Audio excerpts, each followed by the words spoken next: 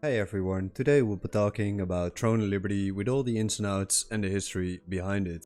Throne of Liberty is developed and published by the company named NCSoft. NCSoft is a South Korean video game developer publisher and is primarily known for the distribution of MMORPG games. The company is headquartered in Seoul, South Korea, and they are known for games like Lineage, Aeon, Guild Wars 2 and Blade and Soul. The first game they launched was Lineage in 1998. It featured 2D isometric overhead graphics similar to Diablo 2. It featured classic RPG elements and was received very positively by the public. With the success they had, they kept development going, and in 2006 they released their first MMORPG named Aeon. The game had PvP and PvE content, and this game had some unique gameplay mechanics. Many of the skills you acquired could be only performed in a certain order or chained to other skills. This made the gameplay a lot of fun, as you needed to think about what skills to use and how to chain the rest, especially in PvP. Back then the game looked very impressive, had tons of potential. Unfortunately in 2012 it went downhill when they made the game free to play. Personally, it looked to me like they weren't interested in the game's development anymore, and it showed with an extreme amount of bugs, unplayable areas and a lot of cheaters and bots roaming the world, which is truly unfortunate. NCSoft did not stop there, as on August 28, 2012 Guild Wars 2 was released for the public. This game was developed by ArenaNet and is a subsidiary of NCSoft. If you have been living under a rock, this game is an incredible success. It had content for everybody, smooth gameplay, unique approach to PvP with a segment called World vs World and a lot more. For me, this part of the game has given me fantastic memories where you had hundreds of players running around trying to breach castles or defending it. Fighting with your guild to defend or attack in huge open areas was truly a blast that I will never forget. In 2016, Blade and Soul was released in the West. This game also is an MMORPG with PvE and PvP content, but mostly focused on PvP. What made this game so special was that it used a real-time battle system and required players to combo a series of attacks, much like a fighting game depending on how the enemy reacted. Unfortunately, the game did not do too well, as it had around 2 million total accounts registered. This might have something to do with the fact that the game was very PvP focused with an extreme learning curve. It also did not help that the game was very confusing on how to progress further into the game.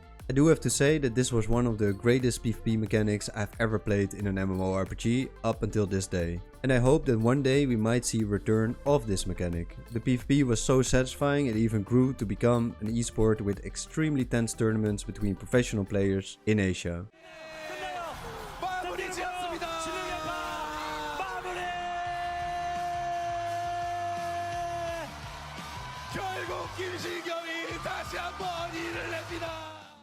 Now that we got the history of NCSoft out of the way, let's talk about Throne of Liberty. Throne of Liberty has been in development for 13 years, starting development in 2011. The game was originally part of the Lineage series and meant as a sequel to the first one, but was remodeled and restructured well into development. The game was first announced as a Lineage internal, but suffered numerous delays in its release schedule. NCSoft renamed the game Project TL in 2017 and eventually became Throne of Liberty in 2022. On December 7, 2023, Throne of Liberty officially launched in South Korea, with Amazon Games publishing it in the West on October 1st. If we take a look at the overall score of Throne of Liberty, it isn't very overwhelming, with a review score of 3.6 on Google, 7.2 Metascore and 5.3 user score on Metacritic. On Steam, it wasn't that good either, with only 68% mixed reviews and with the most recent reviews at 71% mostly positive. Now let's dive a little bit deeper into the game itself. As of making this video, I have enjoyed playing this game for around 200 hours, and let's see why. Before we do that, let's first address the elephant in the room. Is it pay to win? Short answer, yes. The in-game shop only offers the battle pass for real money, and that does give you some upgrade materials. Besides that, only cosmetics are offered in the shop and nothing else. There's also an auction house where players can trade items. In this auction house you can spend paid currency. So theoretically, if you would drop tons of money in the game, you can buy everything you need from other players. I do feel you need to drop an extreme amount of money, and that also means you would skip a lot of content. Even if you buy all the gear, you would still need to buy the mats to upgrade it, and that just doesn't feel very worth it. It's not all bad though, because if you do not spend money on the game, you can still sell your valuable items on the market and get paid currency in return for it. So if someone wants to spend their hard-earned cash, they actually give the money back to the players that sell the items, which means that you can get paid currency from people spending money on the game. You can actually take advantage of the whales by letting them buy your stuff. Let's talk about the overall feel of the game. The graphics in this game are incredible. Almost everything has a great attention to detail. It looks clean, sharp, smooth and realistic. Overall, it is very pleasant to the eyes. As you run around in the world, you see the most beautiful landscapes, from desert to snowy mountains and lush areas. The buildings, dungeons, bosses you encounter all have a lot of detail in them. The enemies are not being reused and all have a very unique design. Character animations are fantastic with attention to detail in every movement, all while you throw the slickest bombs and spells to everything around you. I did not hop into the game for the story, but it did surprise me on how good the voice acting is. The story is divided into small segments in every area, with beautiful cutscenes at the end of every chapter. Some stories are better than others, but all of them had something special to it. Hamel, the sacred deer of the Blackhow Plains, met his demise, and his death heralded Iskale's return.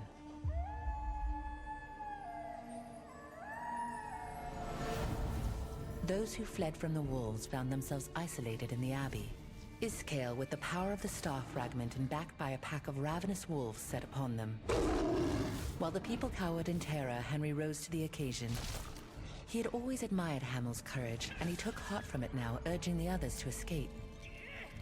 As Henry desperately battled against the wolves, Iskale rushed towards him. Even the side quests were a lot of fun to do, with unique puzzles you had to solve, unique little stories with great voice acting and rewards that are actually worth doing. Let's also look a little closer at the leveling and itemization. At first it looks all very overwhelming. With tons of items in your inventory, it's hard to tell what is valuable and what is not. Luckily, while playing you start to understand more and you can divide it between 4 tiers. You got common, uncommon, rare and epic. With the mats you find, you can craft the respective upgrades to level your gear and skills. The leveling of the skills and gear goes very deep, with tons of options to level. The best thing that I have not seen in any other game is that everything you spend on your gear won't get lost even if you would respec. You can transfer your current level to another piece of gear or weapon, so you do not have to worry about losing the time and effort you have put in thus far. The progress you make will always be there, and this makes it easier for you to try different weapons and sets and find what you would really enjoy playing. I do not see any reason to make another character, as everything is available to your main character without limitations. You could be, for example, a healer with a full iron armor set if you would wish to do so. This also goes for your skills, as you can specialize every skill you have and make it fully custom to your own creativity. I could make an entire video about the itemization or the leveling of skills, but luckily there are enough videos out there to help you out with the builds and understand how it works. It is a unique approach that I came to love the more I played and understood it. Let's talk a little bit about the gameplay itself and the PvP. The gameplay is responsive, smooth and flashy. The effects on the screen make sense, the sound effects are on point, and the visuals do not clutter the screen too much. You have a unique parry block skill depending on the weapons you carry. In my case, for example, you can parry roll, and this will make me invisible for a short moment if I time it right. If I would stand still and block it perfectly, I would do a damage skill after the perfect block. What kind of skill you have depends on the weapon, and this is also possible to do in the PvP. You can do arena PvP with a full ranking system. There's also an area in the guild base to practice your skills with your guild members. Besides this, there's a huge event called Castle Siege, which is absolutely nuts and massive in skill and definitely worth checking out. Overall, the balance between PvP and PvE seems to be great, and I'm looking forward to playing more of it. Everything is gear score based, and you will get annihilated by players that are maxed out. If you play it right, you might even kill players way above your level, as there's a lot of ways to approach a PvP fight. What skills are you using, when are you using it, and when you time your parry are all of utmost importance. Just like the previous games NCSoft made, PvP is something they understand fully. Besides this, you have PvE content mixed with PvP. What I mean by that is that some areas will be hostile only during the night and other areas for only during the day or when it rains. So it is fully optional what you want to do, as you are able to grind other content during hostile cycles and can move to peaceful zones if you wish so. Of course, nothing is perfect, but I do think this game is underappreciated. The reviews in general stare blindly at the pay to win factors and the amount of different currencies the game has. This is part of the game, but it did not spoil the fun I had with it, even when doing PvP and getting my ass handed to me. Skills matter just as much, and as a free player you will eventually have the advantage when you start to get closer towards the same gear score as you actually did the grind and leveled your weapons and got the experience on how to play. Overall, Throne of Liberty is a joy to play, and no, they keep bringing updates, holiday events, community videos, listening to the players and more. You can see they are working hard on making the game better and better while listening to all the feedback the players give them. You can just feel the passion that has been put in the game with all the details wherever you go and whatever you do. As the game is free to play, I highly recommend giving it a go, and hopefully you will enjoy it just as much as I did.